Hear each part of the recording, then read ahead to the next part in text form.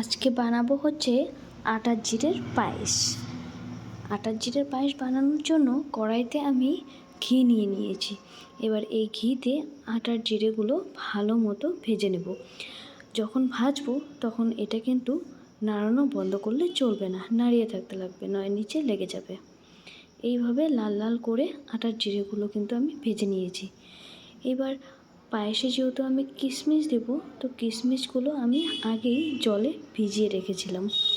তারপর এবার আমি দুধটা জাল করে নেব। দেখো, দুধটা এবার আমি জাল করতে বসিয়ে দিয়েছি। জাল কিন্তু আমার হয়ে গেছে।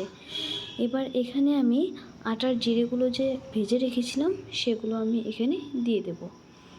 দিয়ে এটা ভালোভাবে আমি নাড়িয়ে নেব যতক্ষণ না এটা একটু ঘন ঘন হয়ে যায়, ততক্ষণ এটা আমি এটার সঙ্গে নাড়িয়ে নেব।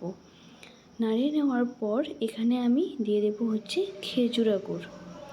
আমি যেহেতু মিষ্টি বেশি খাই না, তো আমি একটুই নিয়েছি।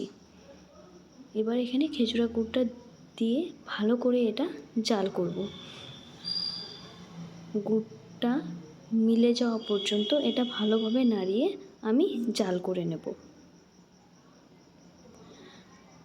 তারপর যখন জাল হয়ে যাবে, মানে যখন দুধটা উতলে যাবে, ঘন হবে, তখন এখানে আমি ভিজিয়ে রাখা কিশমিশগুলো দিয়ে দেব। কিশমিশ দেওয়া হয়ে গেলে এটা একটু নাড়িয়ে আমি এলাচ দিয়ে দেব। এলাচগুলো আমি আগে শুকনো খোলায় ভেজে রেখেছিলাম, তারপর এটা গুঁড়ো করে এখানে দিয়ে দিয়েছি। এবার এটা একটু জাল করে নামিয়ে নিলে হয়ে যাবে আটার জিরের পায়েস। বাই।